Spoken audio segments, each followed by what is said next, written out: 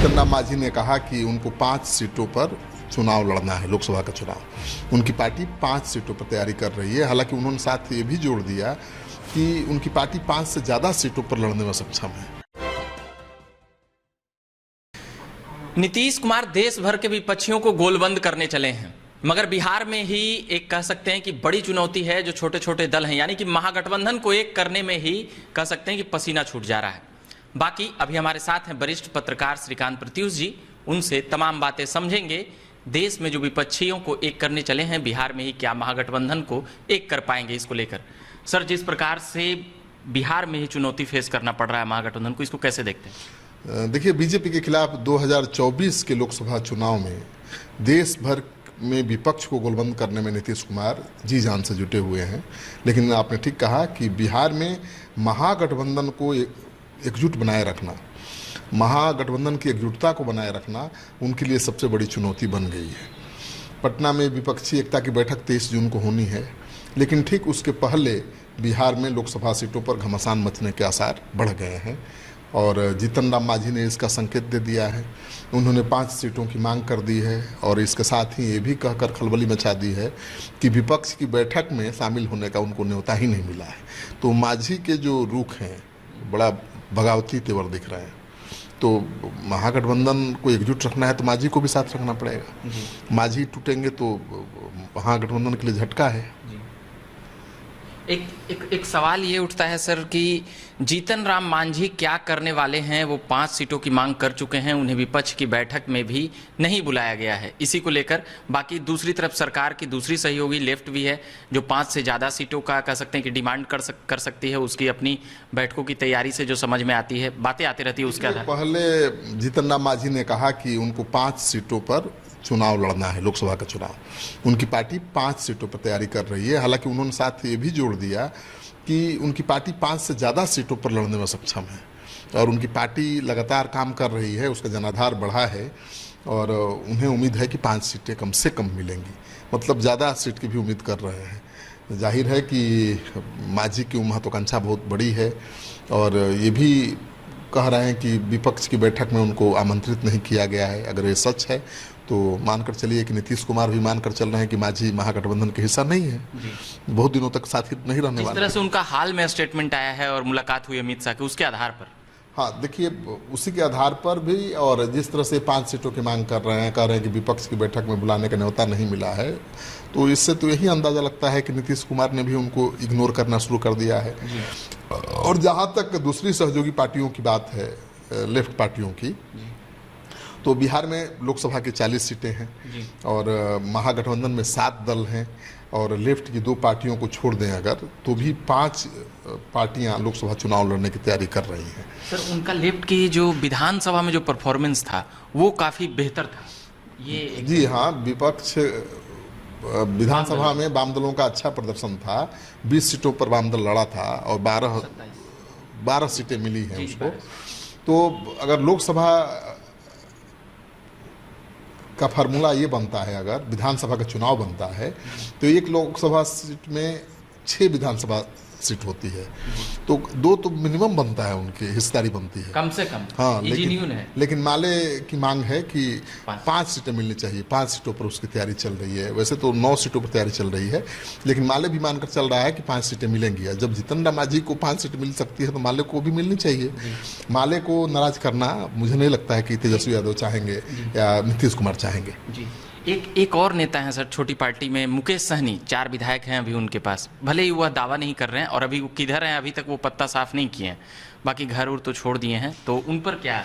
मुकेश सहनी तो बीजेपी के साथ जाएंगे। जिस तरह से उनको Y+ की सिक्योरिटी मिल गई है और मुझे लगता है कि उन्होंने सरकारी आवास भी छोड़ दिया है, तो आपको पता है कि उनका जो तेवर है, मुझे लगता है देखकर कि वो बीजेपी के साथ ही जाएंगे। महागठबंधन में पहले से 7 दल हैं, सीट ही कम पड़ रहा है, वैसे में कैसे जाएंगे वो महागठबंधन में? तो मान कर चलिए कि जीतन राम मांझी जब एनडीए में जाएंगे तब हो सकता है कि कुछ स्कोप बने, लेकिन जीतन राम मांझी जब तक है महागठबंधन में, तब तक महागठबंधन में किसी दूसरे दल के लिए बहुत ज़्यादा गुंजाइश नहीं है। इस बार किसी भी सूरत में किसी भी दल को उतनी सीटें नहीं मिल पाएंगी जितनी पिछली लोकसभा चुनाव में मिली थी। सबको समझौता करना पड़ेगा, नीतीश कुमार को भी सीटों पर समझौता करना पड़ेगा, क्योंकि तेजस्वी यादव के लिए बड़ी लड़ाई के लिए त्याग करना पड़ेगा तेजस्वी यादव को भी। और महागठबंधन में जेडीयू के पास सबसे ज़्यादा आपको पता है 16 सीटें हैं, कांग्रेस के पास 1 सीट है। नीतीश कुमार विपक्षी एकता के चेहरा भी हैं, ऐसे में बिहार के सभी दल आपस में मिलकर समझौता कर सकते हैं कि उसको ज़्यादा सीटें मिलें और बाकी जो सीटें बचे उस पर आपस में सारे दल बांट लें। लेकिन ये आसान काम नहीं है, क्योंकि जब 12-12, 24 सीटों पर दोनों दल लड़ेंगे तो सीटें ही कितनी बचेंगी? 16 सीटें बचेंगी। कांग्रेस पार्टी 9 सीटों पर लड़ी थी पिछला लोकसभा चुनाव। इस बार कांग्रेस का क्या असर लग रहा है सर? कांग्रेस का चल रहा है कि क्या? देखिए, पहले 6-7 पे रुकेगी या 6-7 भी? नहीं, 9 सीटें मिली थी पिछले लोकसभा में, 1 सीट जीती भी थी और आरजेडी के हाथ तो 1 भी सीट नहीं आया था। तो कांग्रेस तो दावा करेगी कि उसकी कम से कम एक मेरे खाता में थी। हाँ, वो तो ज़्यादा मांग करेगी। और पिछले चुनाव में किस दल ने सबसे ज़्यादा बीजेपी को चैलेंज किया था और नंबर 2 पर कौन दल था, अगर ये आधार बना लोकसभा चुनाव के सीट का बंटवारा का, तो नीतीश कुमार को समझौता करना पड़ेगा मुझे लगता है। क्योंकि अगर सीटों के बंटवारे के आधार पर विधानसभा सीटों को बनाया जाएगा, अगर लोकसभा के सीट के बंटवारे का आधार अगर विधानसभा सीट को बनाया जाएगा, तो जैसा कि मैंने कहा कि एक लोकसभा में 6 सीटें होती हैं और उस आधार पर 14 आरजेडी के कोटे में 14 सीटें बनती है ना, क्योंकि उसका 80 विधायक है, नीतीश जी के पास 8 सीटें बनती हैं। तो मुझे नहीं लगता कि नीतीश कुमार 8 सीट पर लड़ेंगे या तेजस्वी यादव 14 सीट पर लड़ेंगे। तो बीच का रास्ता अपनाया जाएगा। जब भी 12-12 सीटों पर लड़ेंगे, बराबर सीटों पर लड़ेंगे और बाकी 16 सीटों में सबको समेटने की कोशिश करेंगे। तो मुझे लगता है कि 16 सीटों पर समेट सकते हैं, क्योंकि कांग्रेस पार्टी को 8-9 सीट पहले मिला था, 1-2 कम भी होगा तो मान जाएगी कांग्रेस, और वाम दल को 2 सीट भी देंगे तो मान जाएंगे, मांझी को भी 2 सीट दे सकते हैं। तो मुझे लगता है कि अगर 12-12 पर तैयार हो जाते हैं नीतीश कुमार तेजस्वी यादव चुनाव लड़ने के लिए, तो समझौता सीटों के बंटवारे में कोई ज़्यादा दिक्कत नहीं होगी। लेकिन नीतीश कुमार के पास 16 सांसद हैं, वो कैसे 12 पर आएंगे, ये सोचने वाली बात है। और वहीं विपक्ष के नेता भी हैं। जैसे भाजपा ने 2019 में किया था कि हम उनके पास ज़्यादा सांसद थे, 21 सांसद थे और 17 पे आ गए। हाँ बिल्कुल, देखिए बीजेपी के पास ज़्यादा सांसद थे, नीतीश कुमार के पास तो 2 ही सांसद थे, तो फिर भी बीजेपी ने आधी सीटों का बंटवारा किया। विधानसभा का आंकड़ा देख के नहीं, आधे सीटों पर चुनाव लड़ा जेडीयू भी और बीजेपी बराबर सीटों पर, और उसमें बहुत अप्रत्याशित जीत भी मिली थी।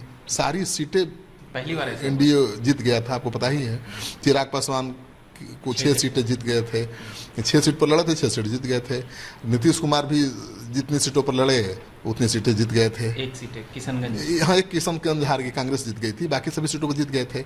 बीजेपी जितनी सीटों पर लड़ी जीत गई थी। तो उपेंद्र कुशवाहा 3 सीटों पर लड़े थे, वो भी जीत गए थे। तो मतलब हिसाब अगर विधानसभा सीटों को देकर लगाया जाए तो भी मुझे लगता है कि नीतीश कुमार और तेजस्वी यादव दोनों को ज़्यादा सेक्रीफाइस करना पड़ेगा, क्योंकि तेजस्वी यादव 2 ही सीट जीते थे तो 2 सीट पर थोड़े मान जाएंगे। नीतीश कुमार 16 सीट पर जीते हुए हैं तो 16 सीटें उनको थोड़े मिल जाएंगी, दोनों नीचे जाएंगे और 12-12 पर समझौता हो सकता है। और सबसे बड़ी बात है कि आप देखिए 2014 के लोकसभा चुनाव में क्या हुआ था, कौन कितनी सीटों पर लड़ा था और कौन कितना कामयाब रहा, उस पर नज़र डालना जरूरी है। तो 2014 के लोकसभा चुनाव में बीजेपी 30 सीटों पर चुनाव लड़ी थी, आपको पता है, और इसमें से 22 सीट जीतने में कामयाब रही थी बीजेपी। 30 पर लड़ी, 22 जीती, और एनडीए में लोजपा 7 में 6 सीटों पर जीती थी, और रालोसपा 3 में से 3 सीट जीतने में कामयाब रही थी, और एनडीए 40 में से 31 सीट जीतने में इस तरह से कामयाब हुआ था। उस दौरान सबसे ज़्यादा 38 सीटों पर जेडीयू ने चुनाव लड़ा था, और इसमें मात्र केवल 2 सीटें ही उसके हाथ आई थी। कांग्रेस 12 सीटों पर चुनाव लड़ी थी, उसे केवल 2 सीटें मिली थीं, जबकि 27 सीटों पर चुनाव लड़ने वाले आरजेडी को केवल 4 सीटें मिली थी। तो अब सवाल ये उठता है कि किस चुनाव को आधार बनाया जाएगा लोकसभा सीटों के बंटवारे का? पिछले लोकसभा के परफॉर्मेंस को आधार बनाया जाएगा या पिछले विधानसभा चुनाव की परफॉर्मेंस को आधार बनाया जाएगा। तो मुझे लगता है कि दोनों ही बनाने पर समझौता करना थोड़ा मुश्किल होगा, बीच का रास्ता ही अपनाना पड़ेगा। वोट प्रतिशत एक माध्यम होता है, वोट प्रतिशत। बिल्कुल 2019 के आपको याद होगा, 2019 के लोकसभा चुनाव को आप याद करिए। 2019 के लोकसभा चुनाव में एक बार फिर से जेडीयू में एनडीए शामिल हो गया था और जेडीयू और बीजेपी ने साथ चुनाव लड़ा था। लोजपा भी इसका हिस्सा थी। भाजपा और जेडीयू बराबर सीटों पर चुनाव लड़े थे, 17-17 पर। बीजेपी 100% 17 सीटें जीतने में कामयाब हुई थी, जबकि जेडीयू जैसे किशनगंज में हार गई थी तो 16 सीटों भी जीती थी। तो वो कामयाबी तो आधार हो नहीं सकता है सीटों के बंटवारे का, वो तो 100% पूरा स्कोर था ना भाई। तो अगर विधानसभा चुनाव को देखा जाए तो नीतीश कुमार के पास 43 विधायक हैं, तेजस्वी यादव के पास 80 विधायक हैं, तो उनसे 2 गुना सीटें तेजस्वी यादव की बनती हैं। तो भी मुझे नहीं लगता कि चलने वाला है फार्मूला। तो बीच का रास्ता यही होगा कि 12-12 नीतीश कुमार के सामने समस्या खड़ा है ये। अब देखिए, नीतीश कुमार देश भर में विपक्ष को गोलबंद करने में जुटे हुए हैं। तो महागठबंधन में, बिहार में ही महागठबंधन में घमासान मचा हुआ है और अभी तो जीतन राम मांझी ही बोल रहे हैं ना, बाकी दलों से तो अभी सीटों को लेकर बातचीत हुई ही नहीं है और उनका कोई बयान भी सामने नहीं आया है। मुझे लगता है कि जब सीटों के बंटवारे की बात आएगी तो महागठबंधन में भी घमासान मचेगा और नीतीश, हाँ, अब हो सकता है कि तेजस्वी यादव सीएम बनने का देख रहे हैं कि भाई हम सीएम बनना है नीतीश कुमार के बाद। तो अभी नीतीश कुमार को विपक्ष के नेता के रूप में मजबूत रखना है। नीतीश कुमार जब केंद्र की राजनीति में मजबूती से उतरेंगे तभी तो सीट खाली होगा, सीएम की कुर्सी खाली होगी। तो तेजस्वी यादव भी इस बार कॉम्प्रोमाइज़ करेंगे, झुकेंगे, नीतीश कुमार को नाराज नहीं करना चाहेंगे और नीतीश कुमार भी चाहेंगे कि तेजस्वी यादव भरोसे में रहे, क्योंकि बिना उनके सहयोग और समर्थन के विपक्ष की राजनीति भी नहीं हो सकती है। क्योंकि आपको पता ही है कि कांग्रेस पार्टी ने गच्चा दे दिया था नीतीश कुमार को। बैठक 3 बार टल चुकी है, चौथी बार तारीख तय हुई है और कहा जा रहा है कि 15 दलों के नेता शामिल होंगे बैठक में। अगर वाकई 15 दलों के बड़े नेता शामिल हो गए, राहुल गांधी हो गए, खड़गे हो गए, स्टालिन हो गए, अखिलेश यादव, ममता बनर्जी, केजरीवाल, तो बड़ी बात होगी। लेकिन मुझे नहीं लगता कि ममता बनर्जी और अरविंद केजरीवाल को साथ लाना बहुत आसान काम होगा। अब अखिलेश यादव को देख लीजिए ना भाई, अखिलेश यादव कैसे साथ आएंगे? तो कांग्रेस को कहाँ, कांग्रेस को सीट देंगे? वो बराबर भी सीट देंगे? ये सवाल उठता है, क्योंकि वो चाहते हैं अपनी स्थिति मजबूत करना। ममता बनर्जी का कांग्रेस से क्या रिश्ता है, कुछ छुपा हुआ नहीं है। अरविंद केजरीवाल की लड़ाई हर जगह कांग्रेस से है। तो राष्ट्रीय राजनीति में अगर ये बैठक हो जाती है तो माना जाएगा कि नीतीश कुमार ने कोशिश की और उनको काफ़ी हद तक सफलता मिली विपक्षी दलों को एक मंच पर लाने में। लेकिन चुनाव नतीजे तो अनुकूल तभी आएंगे जब नीतीश कुमार का जो फार्मूला है कि सभी सीटों पर विपक्ष का एक उम्मीदवार होगा, अगर वाकई ये फार्मूला कांग्रेस पार्टी मान जाती है या दूसरे क्षेत्रीय दल मान जाते हैं तो लड़ाई अच्छी हो जाएगी। और आपने ध्यान दीजिएगा कि बिहार विधानसभा चुनाव जो हुआ था 2015 में, पहली बार नीतीश कुमार बीजेपी से अलग होकर आरजेडी के साथ गए थे और नीतीश कुमार को भी नहीं पता था कि क्या परिणाम होगा। हाँ, लेकिन नीतीश कुमार और तेजस्वी यादव ने मिलकर 178 सीटें जीत ली थी और बीजेपी मुंह की भर गिरी थी, देखते रह गई और उसको करारी पराजय मिली थी। तो इस लोकसभा में भी अंदेशा संभावना जता सकते हैं ना कि ये दोनों एक हो गए तो जो वोट था वो जुड़कर दोनों एक हो गए। लेकिन जो छोटे क्षेत्रीय दल हैं जिनका सॉलिड वोट बैंक है, जिनके नेताओं में अपने वोट बैंक को ट्रांसफर करने की क्षमता है, जैसे मुकेश सहनी, चिराग पासवान, उपेंद्र कुशवाहा, अगर मांझी, अगर ये बीजेपी के साथ चला गया तो चुनौती तो बढ़ेगी महागठबंधन की भी। अब बीजेपी अकेले रहे और सारा विपक्ष एक रहे तब तो बात समझ में आती है, लेकिन विपक्ष को भी तो बीजेपी तोड़ रहा है भाई। छोटे क्षेत्रीय दलों को भी बीजेपी अपनी तरफ खींच रही है ना। बीजेपी शोर नहीं मचा रही है, चुपके से कर रही है, बीजेपी बुला नहीं रही है, खुद लोग जा रहे हैं। आरसीपी उपेंद्र कुशवाहा खुद जा रहे हैं। बीजेपी की नज़र है नीतीश कुमार के लौकुश समीकरणों पर भी। आरसीपी सिंह का बीजेपी में जाना, उपेंद्र कुशवाहा का बीजेपी के साथ जाना, ये तो यही दिखाता है कि नीतीश कुमार का जो लौकुश समीकरण है जिसकी बदौलत अब तक सत्ता पर कायम रहे हैं, उसको तोड़ना चाहती है बीजेपी। नीतीश कुमार ने भी कल बैठक बुलाई थी आपको पता ही होगा, कुर्मी कुशवाहा नेताओं की बैठक बुलाई थी और अपने उस पुराने समीकरण को किसी भी कीमत पर बचाने की अपील की थी। तो मुझे लगता है कि ये चुनाव बड़ा दिलचस्प होगा और 23 तारीख की जो बैठक है उसमें उसके बाद तस्वीर थोड़ी साफ होगी, बहुत साफ नहीं होगी, अभी समय है, लेकिन तस्वीर थोड़ी साफ होगी कि ये विपक्षी एकजुटता की जो मुहिम है कितना आगे बढ़ पाएगी। और 2020 का जो विधानसभा हुआ था उस वक्त नीतीश कुमार एनडीए के खेमे से लड़े थे। एक अंदेशा कई बार यह भी जताया जाता है कि नीतीश कुमार को विपक्ष के तौर पे प्रमोट नहीं किया गया, तो नीतीश कुमार फिर से एनडीए। देखिए 2020 के विधानसभा चुनाव पर नज़र डालें तो नीतीश कुमार का गठबंधन फिर बीजेपी से हो गया था। आपको पता ही, आरजेडी को छोड़कर फिर चले गए थे बीजेपी के साथ और उनके साथ हम पार्टी के मुकेश सहनी भी थे और बीजेपी 110 सीटों पर चुनाव लड़कर 74 सीटें जीतने में कामयाब हुई थी। जेडीयू 115 सीटों पर चुनाव लड़ी थी लेकिन 43 सीटें ही मिली।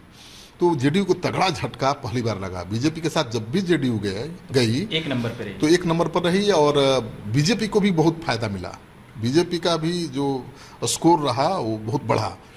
तो ये लगता है कि नीतीश कुमार बीजेपी एक दूसरे के लिए जरूरी है और एक दूसरे के लिए बहुत फायदेमंद है।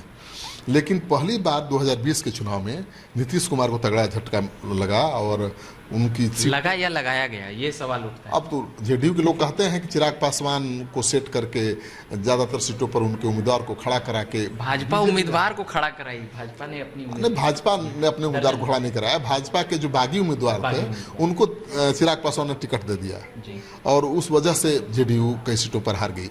ये सच हो सकता है और शायद वो यही कारण है कि नीतीश कुमार और चिराग पासवान के बीच जो रिश्ता है उसमें बहुत खटास है। तो लगता ही नहीं कि वो एक साथ आएंगे, लेकिन राजनीति में कुछ भी कह पाना बड़ा मुश्किल है। और मुझे लगता है कि ये आपका जो सवाल है कि क्या फिर से तेजस्वी यादव नीतीश कुमार एक साथ हैं तो बीजेपी को बहुत बड़ी चुनौती मिल सकती है, तो इस सवाल का जवाब है कि हाँ मिल सकती है, बशर्ते बीजेपी के पक्ष में दूसरे जो मजबूत क्षेत्रीय दल हैं एकजुट ना हो, गोलबंद ना हो। जी चलिए, तो ये हम समझ रहे थे वरिष्ठ पत्रकार श्रीकांत प्रत्युष जी से महागठबंधन में नीतीश कुमार के सामने क्या क्या चुनौती है। बिहार के जो छोटे छोटे दल हैं उन लोगों को मनाने में या समझाने में या कह सकते हैं उन लोगों को मैनेज करने में इन दोनों पार्टियों को कॉम्प्रोमाइज़ करना पड़ सकता है, इसमें कोई शक नहीं है। बाकी राष्ट्रीय पार्टी कांग्रेस पार्टी अभी तक सीटों की दवा नहीं की है, मगर पिछले बार 9 सीटों पर लड़ी थी तो 1-2 सीटें कम हो सकती है। तो इसी प्रकार बिहार की सियासत की खबरें हम लाते रहते हैं। बाकी आप बने रहिए। मेरा नाम रविकांत हुआ, धन्यवाद।